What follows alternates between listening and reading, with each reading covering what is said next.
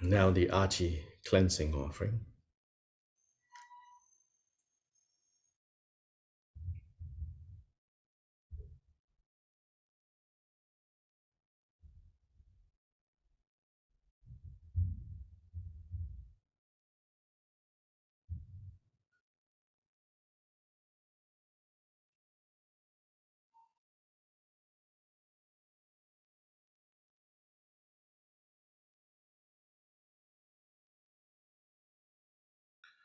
I am Vajra Yogini, instantaneously above my head is protector of three worlds, Ratnashri, abiding naturally as a Nirmanakaya.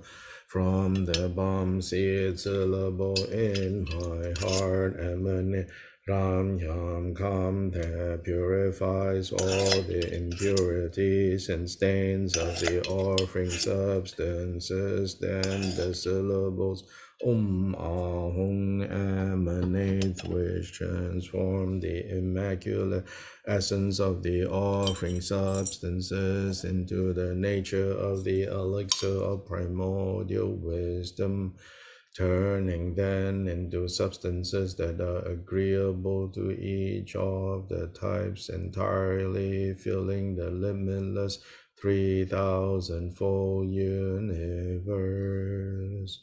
Om Ahum, Om Ahum, Om Ahum, Nama Sarva Tathagate Bhayo Bisha Mukebya Sarvatakang Ungade Sabarana Hemanga Ganakang Soha Nama Sarva Tathagate Bhayo Bisha Mukebya Sarvatakang Ungate Saparana Hemanga Ganakang Soha Nama Sarva Tathagate Bhayo Bisha Mukebya Sarvatakang Ungate Saparana Hemanga Gana Kangso.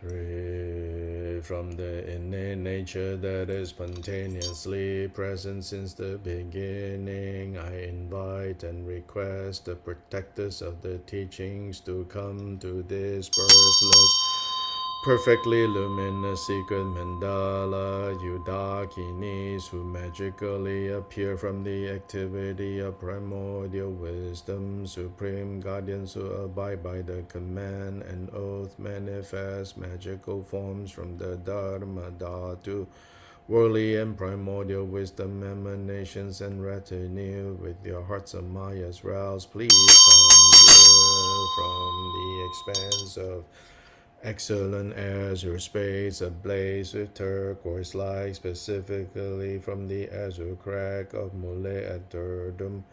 Great elder sister Achi Nanangza, please come here to tame all venomous enemies and obstructors. Magical apparitions of elusive forms emerging from the sphere of primordial wisdom. Other deities, exalted activities, wisdom, samaya, and magnetizing, guardians of the conqueror's teachings, each according to their own type, retinues of pacification, enrichment, magnetization, and destruction, cries of longing yogins calling out like a dragon's roar, with welcoming substances, silk ribbons, and hands beckoning, I bring forth offering clouds of cleansing smoke, an ocean of elixir due to your samayas. Please come here to this place of unsullied prayers. Samha ja ja hong bam ho ala la ho e bhagavan akasaya samaya ja.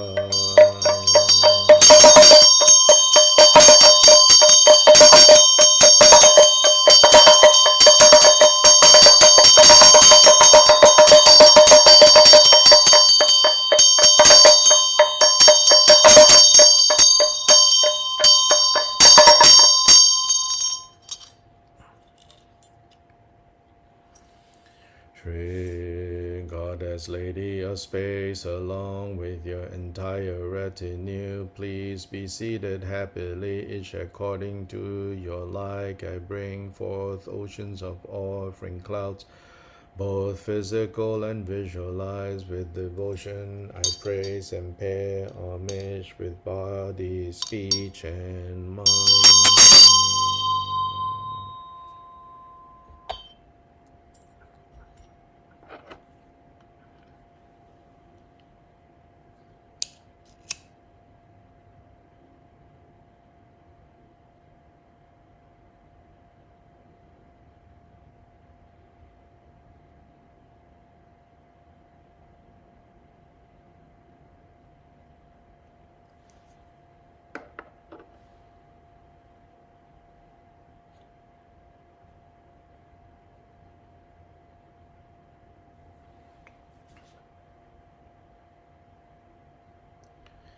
Here now at this place and in this supreme year, at the excellent juncture when the planets and stars are in favorable positions, with the aspiration prayers of all majestic, for destroying Buddhas, for the exhaustion of the generative factors, may I achieve in its entirety the true meaning of this life as I make this cleansing offering to you, deities. Now let ghosts, demons, mishaps, and obstructors disperse to their own abodes, cleanse and purify obscurations and impurities, cure with various supreme medicines that clear the afflictive emotions, fine silks, jewels, incense, and aloes wood, sandalwood, cedar wood, fragrant fir, juniper, dwarf, rhododendron, birch, and so on.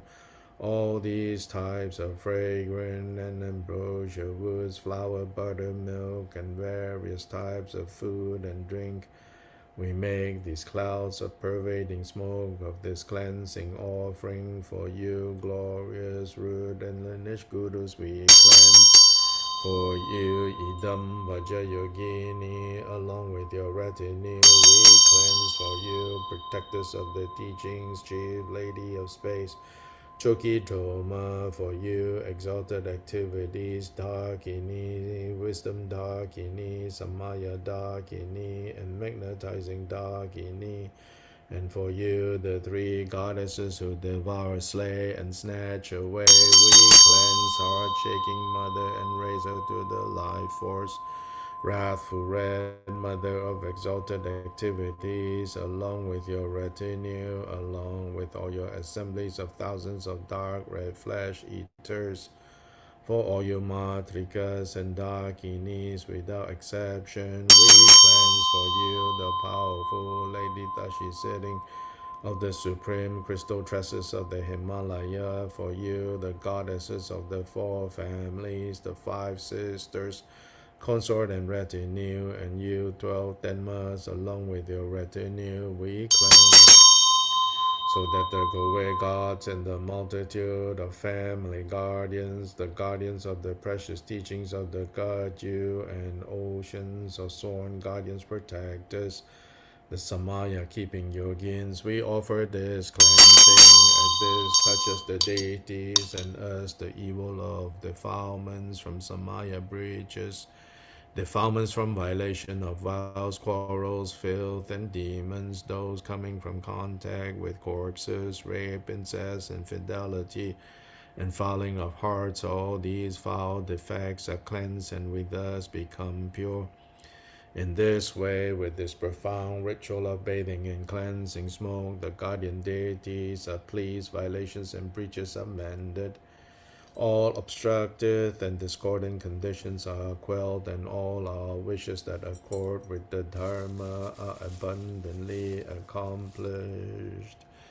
Now with lofty praises to the guardian deities, glory to Choki Droma, with these outer, inner, and secret support substances, glory to Choki Droma, with these various desirable offering clouds, glory to Choki Droma, with music of devotional songs of praise, glory to Choki Droma, with mantras, mudras, and samadhi, glory to Choki Droma, superior to the pinnacle of cyclic existence.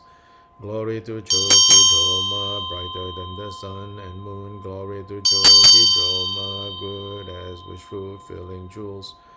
Glory to Choki Droma, full as a summer lake. Glory to Choki Droma, to spread the never-waning teachings of Buddhas. Glory to Choki Droma, to guard and fulfill the ultimate accomplishment of disciples. Glory to Choki Droma. May the guardians and humans not be separated. All the excellent glories, wealth, power, and blessings of the animate and inanimate, of the environment and inhabitants on samsara and nirvana, I now bring together these enriching presences, prosperous fortunes swirling like an ocean by the great might of all you guardians. Guard the jewel of the essence teachings, increase, develop, and stabilize the holders of the teachings. For us who are unerring and our retinue, increase auspiciousness and resources in our abodes. And when we are away, repel all bandits and hostile forces, dispel harmful gossips and loss. Now and in the time to come, spontaneously bring about all these benefits. Om Bhadra Sattva Samaya Naradaya. Bhadra Sattva Dena Bhadita Dena Mama Sudha Mama Sudha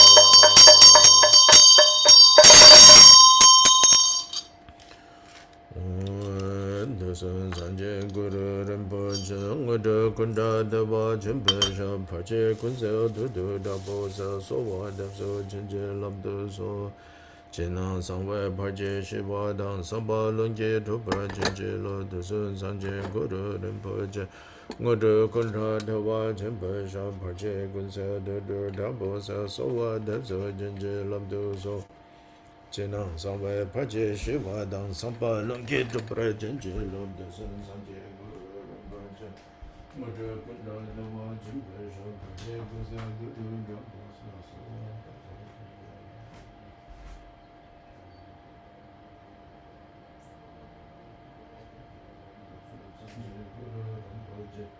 Mudra Kunda Dava Chimpesha Pache Kunse Dudu Dabo Sa Sowa Devso Chinche Labdu So Chena Songwe Pache Shiva Dan Sampa Lungi Dubra Chinche Labdu Sun Sanje Guru Rinpoche Mudra Kunda Dava Chimpesha Pache Kunse Dudu Dabo Sa Sowa Devso Chinche Labdu So Chena Songwe Pache Shiva Dan Sampa Lungi Dubra Chinche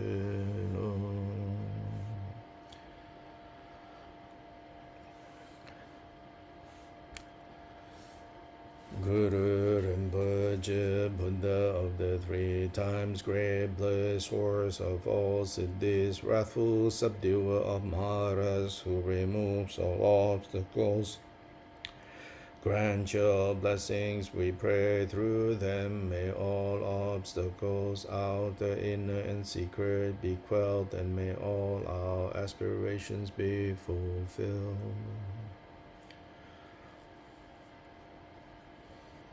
Sublime, precious, venerable, and glorious root and lineage gurus, assembly of Idam deities, Buddhas, and Bodhisattvas dwelling in the 10 directions, and all assemblies of Vedas, Viranis, Yoginis, and Dakinis, please heed me.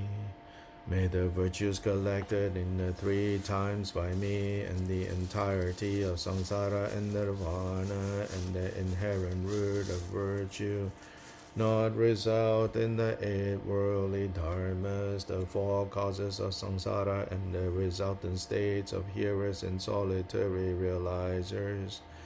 And may all mother sentient beings, limitless as the sky, particularly those enemies who hate us, obstructors who harm those who create obstacles, maras who mislead, and their mara retinues, have happiness, be separated from suffering, and quickly attain the unsurpassed, perfect, and precious Bodhi. By the power of this vast root of virtue, may we benefit sentient beings with body, speech, and mind. May the afflictive thoughts of attachment, aversion, ignorance, pride, and jealousy not arise in my mind stream. May thoughts of name, fame, gain, respect, and so forth, nor in this life not arise for even a moment. With my mind stream moistened by love, compassion, and bodhicitta, may I come under the care of various spiritual friends, and having become as limitless as space, may I achieve the supreme attainment of Mahamudra in this very life, by the virtues collected in the 3 times by me, and the entirety of samsara and nirvana, and by the innate root of virtue. May I and all sentient beings quickly attain the unsurpassed, perfect, complete, precious Bodhi.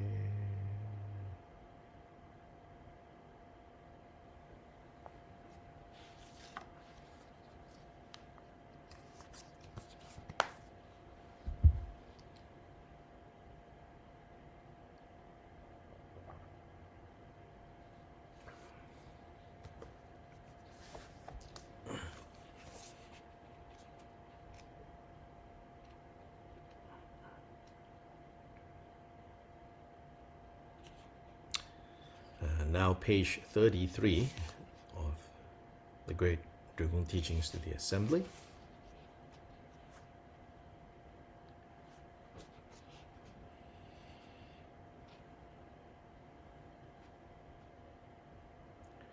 This section is the section on where to practice. As I said last Friday, first, please remember the context. Kyoba Rinpoche is basically teaching all these very serious disciples, practitioners who have come from all over different parts of Tibet and even beyond to come to the Drikung Valley to train and to practice with him. So he's addressing this kind of an assembly, which is not, I'm not saying that what he's saying here next has no relevance or application to us, but that in order for us to know how to take what is said here and apply it in our situation, that can help us, right? Rather than disappoint us or make us feel like, oh, we're not doing enough. It's always a delicate balance between, right, pushing yourself a little bit more, but not pushing yourself so much, then you feel like you're falling over the edge, and it's not sustainable.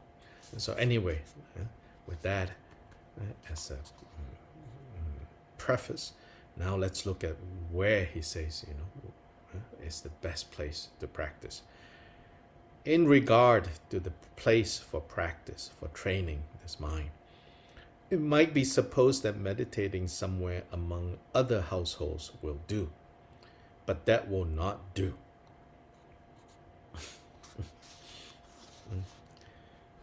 Or it might be supposed that meditating at a community place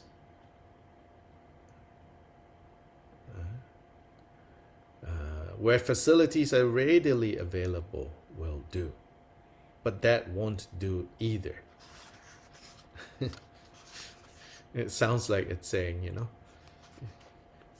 your house, very hard. Then even this next one sounds like go to retreat center, very hard. If now you think meditation should be done in a monastery, even that will not do. And so here by monastery, it means, this communal living.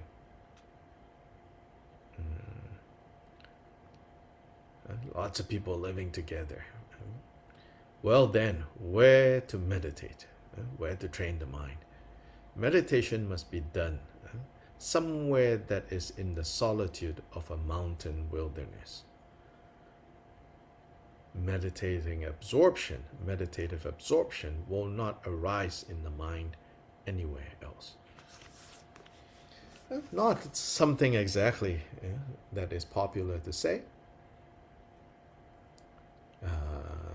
I think in part, this kind of teachings is not so popular. Because what we want to hear so much is, you can have your, as we say in American English, this expression, you can have your cake and eat it too. We want it all. So here at the end, right, even this advice here, the question is, if you honestly ask yourself, right, can you really achieve meditative absorption? And here this absorption, as I said before, don't think of it as necessarily a single pointed laser-like mind, but rather the image is more of this even state where the mind is settled evenly and wide and broad, stable. So this quality of mind is very hard to arise other than when you make the effort to go into this kind of solitude. Yes, there are teachings that also say, the ultimate solitude is the solitude of mind. So we should also not go into extremes of trying to find a place where no sight, sound, smell, taste, touch enters. Then we think, oh, I have the perfect environment. Now, even with the perfect environment, you may not be able to cultivate the mind. However, all things being even, without exaggeration, then, he says, solitude of the wilderness. So, in a way like this forest hermitage that we are starting to build, to develop, strike as a balance between, absolute solitary in the wilderness and monastery as usual, which is groups of people living together, gathered together. So instead it will be the kind of place where, insofar as your space, you are in your personal space, yourself. Several times a day people gather for communal activity that are necessary to upkeep the place, to feed each other, that sort of thing. And to gather, for, if there are teachings going on, all together for formal practice. And then other than that, many hours where in the solitude of your own space, you work on shaping, reshaping your mind, your heart. The objection some make to this is that retreatants and practitioners don't here and now gain any renown from a secluded practice. It's kind of a funny statement, you know. Right? You say, what? People actually object to that? Well, apparently so. That there were people who say, you know, oh, if you go into solitude, secluded practice, no one will know that you're doing that. Isn't that a waste? Yeah, it's funny, right? He seems to be saying, some people even say, no, people should know that you are doing these wonderful things. Now, whether like people were actually walking around saying that or not, nonetheless, you know, this statement exposes a secret that we may bury in our hearts, you know, walking into the forest for solitude, or like, oh, no one is Instagramming this that I've gone into the forest. You know, no one is being inspired by my sang offering if I don't post a picture. So maybe the statement, you know, is so relevant to us. And then we think, you know, and then if I just quietly do it, you know, only deer will know I'm doing. And even that, you know, they may not know what I'm doing. What is the benefit, you know? So then it's good to hear it says, you know, but lack of renown in this life doesn't mean that it won't arise in the next one. Renown is pointless anyway. Isn't it said that the best yogi is unseen, like a dragon in the sky, and then the mediocre one is like a wild deer, and the worst one is like a king. The best is like a dragon in the sky, which means nobody sees it. Second best is like a wild deer, rarely, but you see, but rare. The worst is the one like a king. So now everybody is king, you know. Everybody is king in terms of the exposure that we're all getting. So meanwhile, the king and the royal family and the famous people are complaining about paparazzis. Then the rest of us are hoping and wishing, when will I get my own paparazzi, you know, to follow us around. We can't get enough of that, right? And it says that's the worst kind.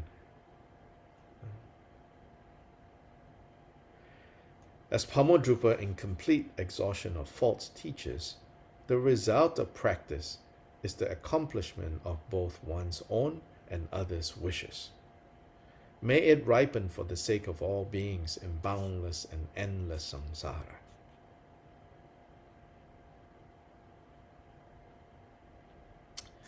Just as a footnote,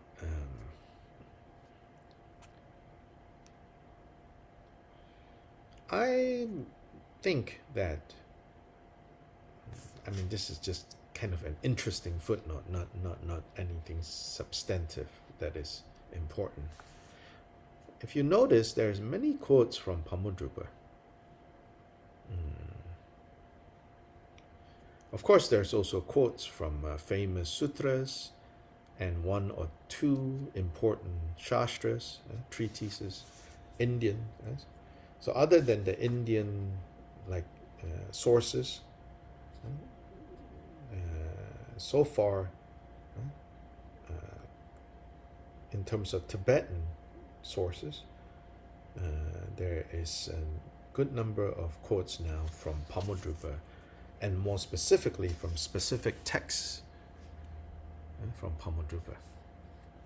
It could be that Jikten Sumgön was directly quoting Pamodrupa, but I also wonder if it is the compiler, Drikung, kind of like enhancing, the teachings that Kyopa Rinpoche gave by looking for these passages and including them in here. I mean, in the extemporaneous teachings, Jikten Sumgön might say, my teacher taught this, kind of like as a summary. And I think possible that Drikung later, brought the exact quote. The reason I say this is because I'm not sure if at this point, or at the point that Kyoba Rinpoche is teaching, uh, the, the, the collected works of Pamodrupa has been put together yet. And so if there were even texts from Pamodrupa circulating, why Drapa Jungne, seems to quote so much from Pamodrupa? Remember that Drapa Jungne eventually was sent by Jikten Sumgön to go develop, to go rebuild Pamodrupa's monastery that has gone into decline. Why Jikten Sumgön came to Drikung area was because he left Pamodrupa's monastery because he could not, he didn't have the conditions to support his teacher's monastery and cause it to flourish. So it's only years later that he then sent Drapa Jungne to go there.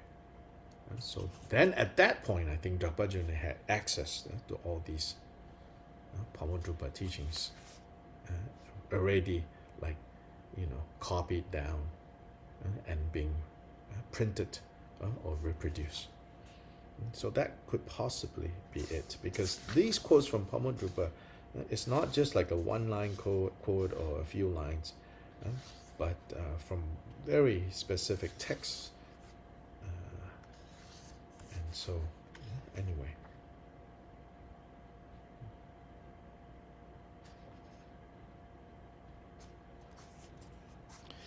Therefore, you have to accomplish a state in which your body, speech, and mind are each indistinguishable from those of the protector of the world, Pamodrupa, the one whose power of meditative absorption of the two kinds of bodhicitta was consummate.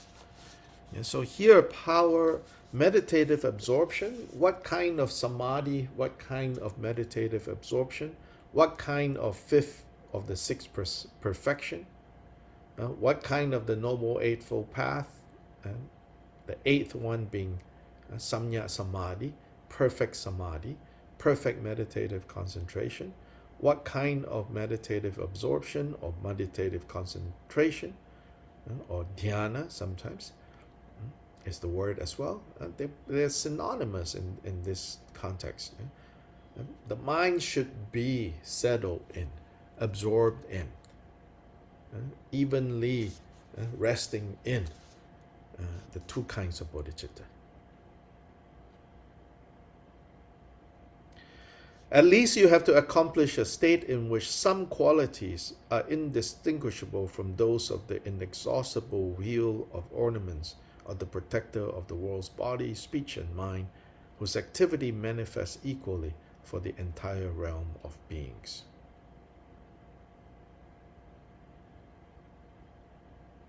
And that means your qualities, your stability of mind, and then your qualities, your explicit qualities of benefiting others, loving mind, kind mind, a mind that is not afraid to get involved when necessary to help others. Those qualities, he says, should match those of Pamodrupa. That is how we know if the place that we are practicing is actually the ideal place or not.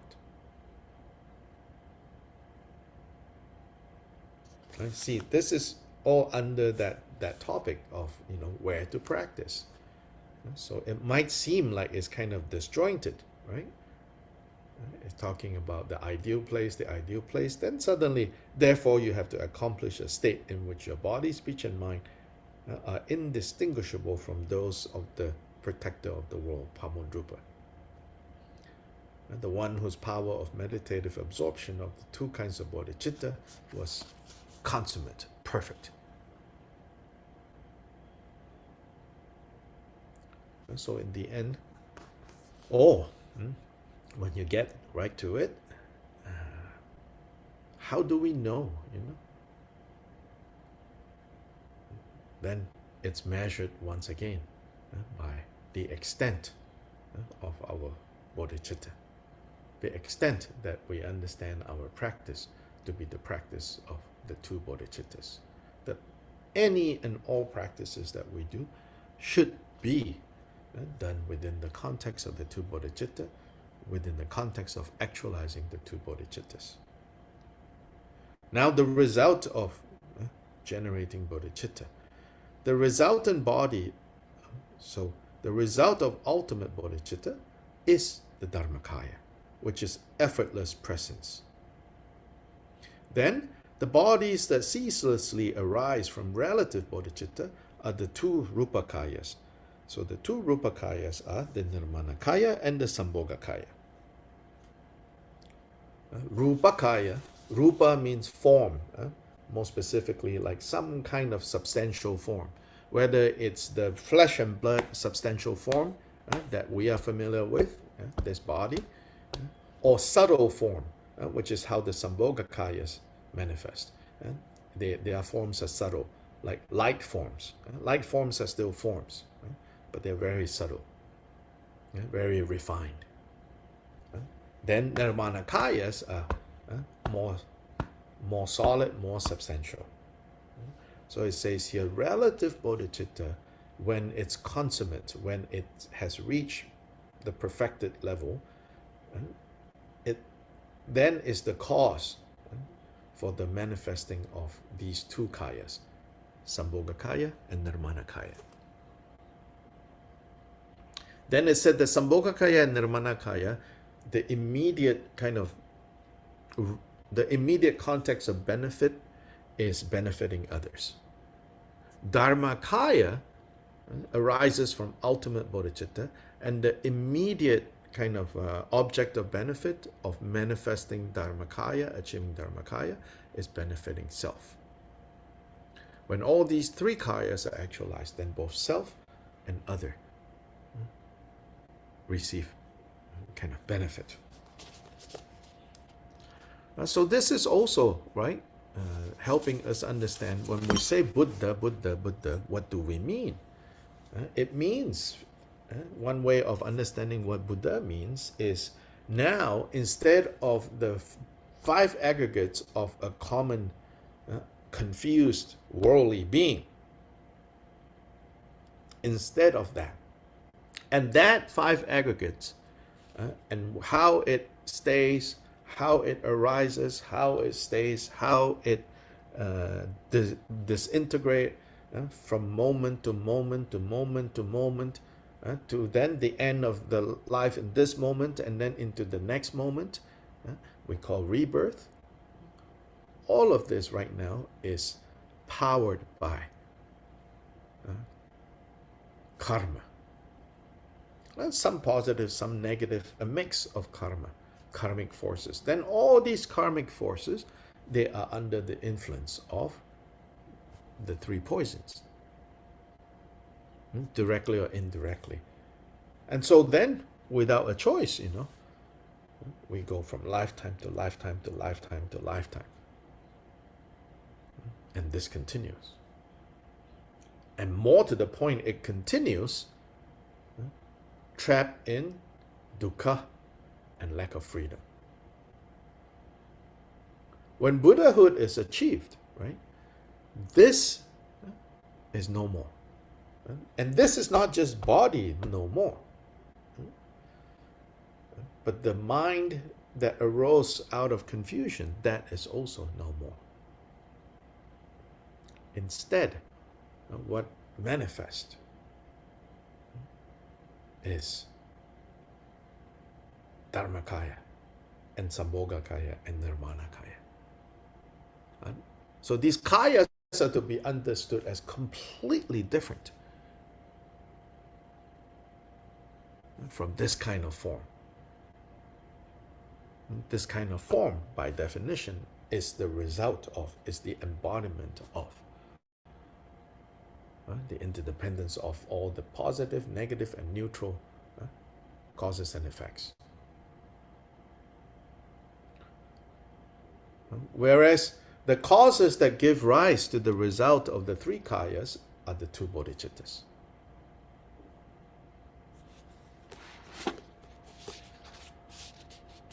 While those two rupakayas are indistinguishable in essence from the Dharmakaya, in function they arise unceasingly until samsara is emptied.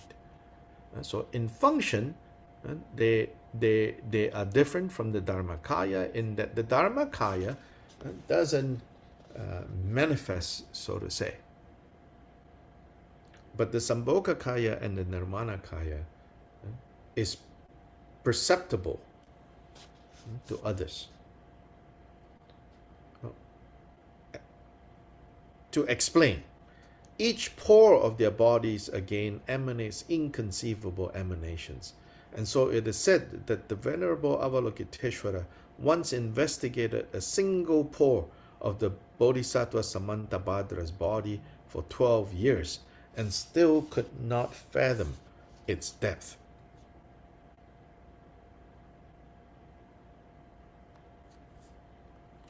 It's like every pore of this body, of pores in this, sweat on the body. Every pore. It says that Avalokiteshvara looked into Samantabhadra's body, Bodhisattva Samantabhadra's, and investigated or looked carefully for 12 years and yet could not kind of exhaust the depth of that, because Samantabhadra is indistinguishable from Vairochana, which here represents like the primordial Buddha. Yes, question.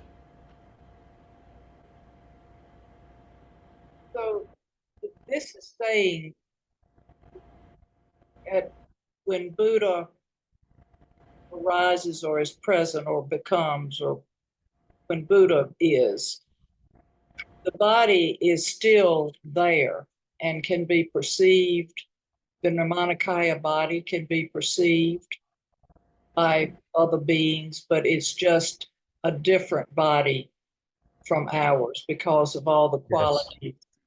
Yes, yes. So it's said that Buddhas don't come back, they're never, no more rebirth. Yes. It's not literal in that they are not reborn in this. Well, it's literal that they're not reborn. Rebirth is necessary, confused. But they are present. They're not. Yes, they are present. They're present. They're not present in the way that you and I know. Right. Okay. But we could perceive. If you have enough merit, yes. Okay. Well, I've always been confused about that whole process, thinking It's that, not confused. It's just not trusting. well, no, I didn't understand that. I interpreted the language as being that the Buddha was not able to be perceived by people in samsara, but with enough merit. Yeah, of Good. course. You know? Well, Yeah.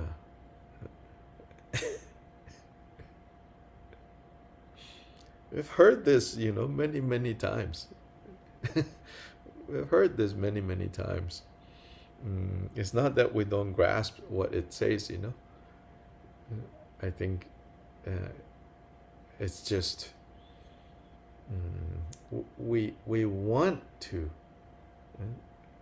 kind of course, understanding comes from being able to make associations, right? To understand something you've never seen before, heard before, right? In order to understand that, you have to make some association from what you have seen, you have not, right? So in the process of doing that, we get some understanding of what Buddhas are, but then we forget, like, however, until we achieve Buddha, no matter what we understand, is by association with what we know. And but then by association with what we know, right? It's not yet it, right? So this is what I mean by it's not confusion, you know. It's like by nature, that topic, that subject, you cannot really know until you achieve that. So it's not that you are confused. It's not that you have no clarity of the intellectual kind, because there are limits to the clarity of the intellectual kind. Yeah. And so I think once we get that, then we don't relate to this topic again and again as I don't understand. No, it's not that you don't understand. The limits of that understanding has been reached. Now, just need to, actualize. Need to practice the two bodhicittas to actualize. It's like, there's no surprise, because then, it's like, nirvana, I really don't understand it. Yeah, duh, of course, You've reached the limits of what can be understood by making associations with what we know here. But what we know here is, in the end, confused projection.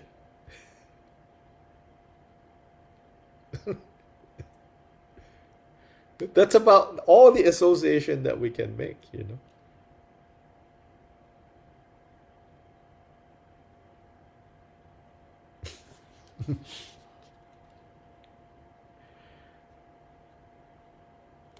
Circumstances conducive to practice. What brings the meditative absorption of the two kinds of bodhicitta to consummation, to perfection? It is the perfection of everything that is positive and wholesome. You should never let anything unwholesome become mixed with it, not even the slightest bit. It is not right to perform deeds under the control of the three afflictions, the three poisons.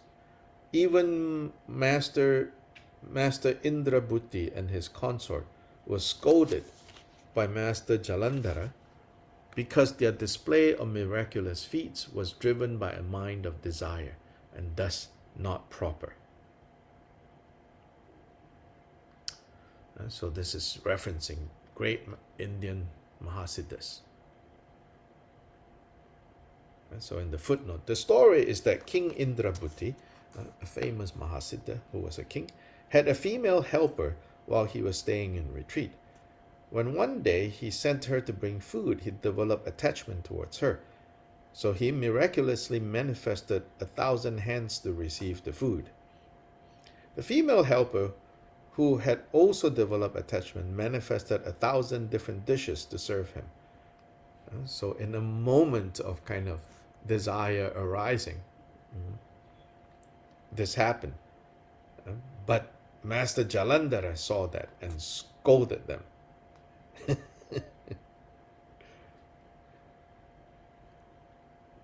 So this is how easily kind of things sneak up on us, the afflictive emotions.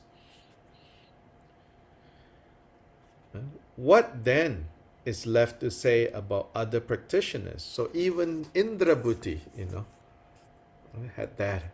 What then the rest of us, right? So this is, to me, in a way, so kind of like good news, bad news. Bad news, oh, we have a long way to go. Good news, even King Indrabhuti ran into these kinds of problems. So if you run into these problems, don't be so harsh on yourself.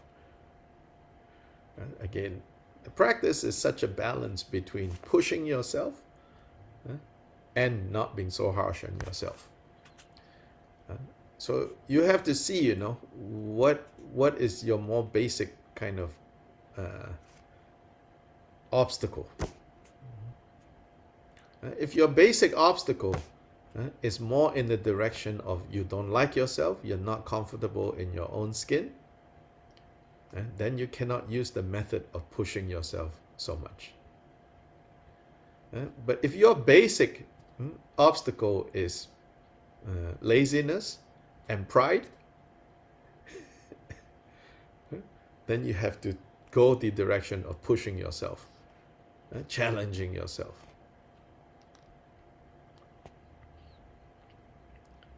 Now, this big point. For what is skillful by nature and cannot turn into something unskillful. And what is unskillful by nature and cannot turn into something skillful. Or what is good by nature and cannot turn into something not good, something bad. And what is bad is bad by nature.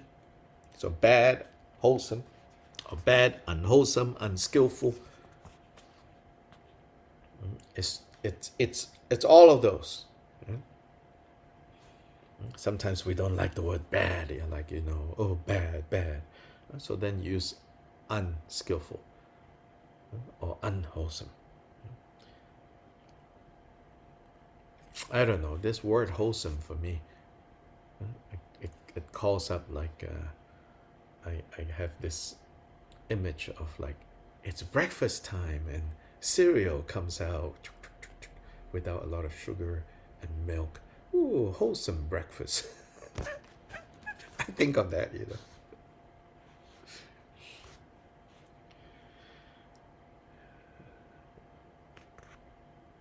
So this is an important tenet, an important kind of point.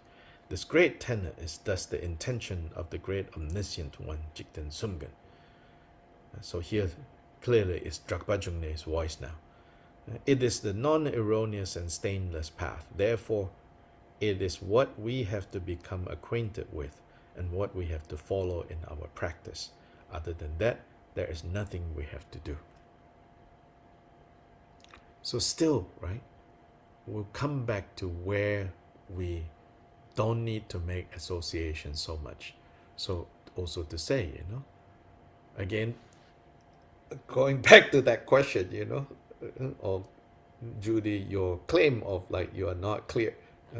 It's not that you're not clear. It's like you've reached already, the limits. And so at that level, you see, even Kyoba Rinpoche, he doesn't explain. Right? It's just like it's just used as a reference point. More importantly is him saying, where does what does practice of relative bodhicitta lead to? It lead to the arising the two rupakayas, two types of rupakayas. What does the practice of ultimate bodhicitta lead to? It leads to the attainment of dharmakaya. Then he doesn't go into explaining any further because there are limits to where we may or may not be able to wrap our head around. But where we can, which is his focus too, his go back to. Therefore, let's go back to talking about practicing the two bodhicittas. And when it comes to that, he says,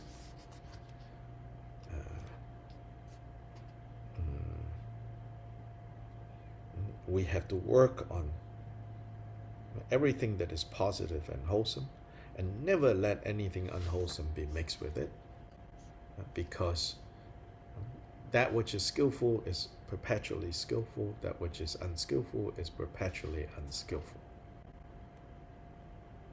Causes of happiness are always causes of happiness. Causes of suffering are always causes of suffering. Even if, we're creating the causes of suffering because we don't have a choice. Just because we don't have a choice doesn't mean there is a discount. Oh, you don't have a choice. I'll give you a 50% discount. You don't have to pay full fees. Oh, you did it deliberately. I'm going to give you full, That's not how it works,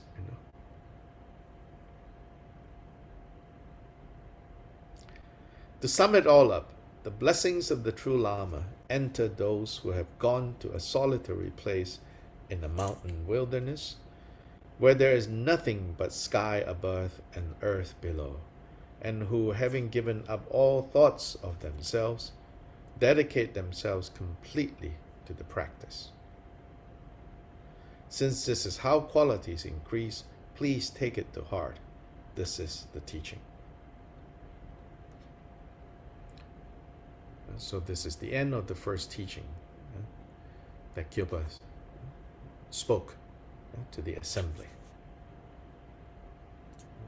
Done in one seating, I'm sure.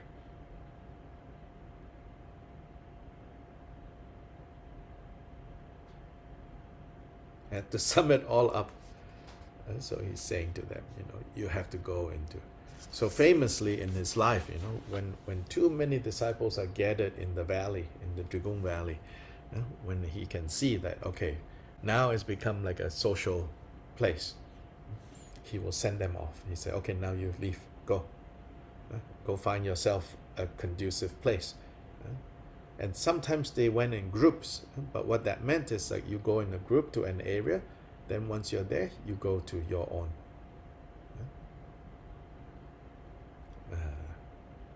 space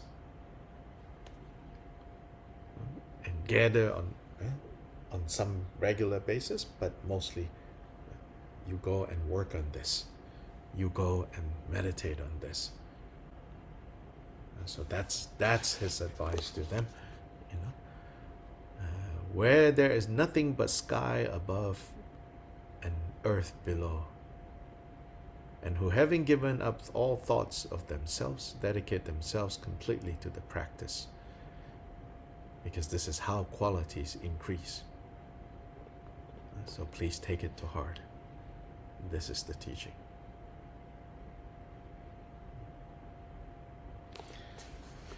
Yeah, so we are done today, and also we have finished this first teaching of the 30 teachings.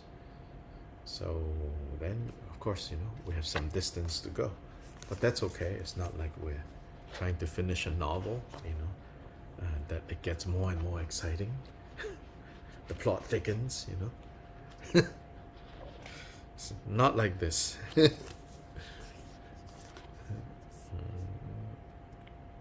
So no rush.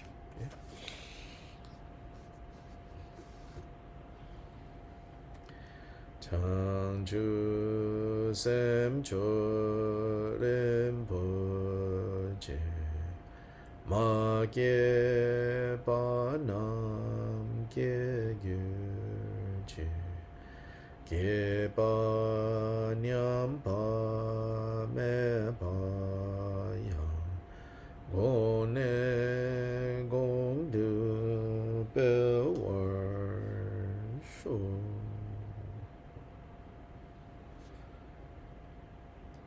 Okay, ta-ta everyone.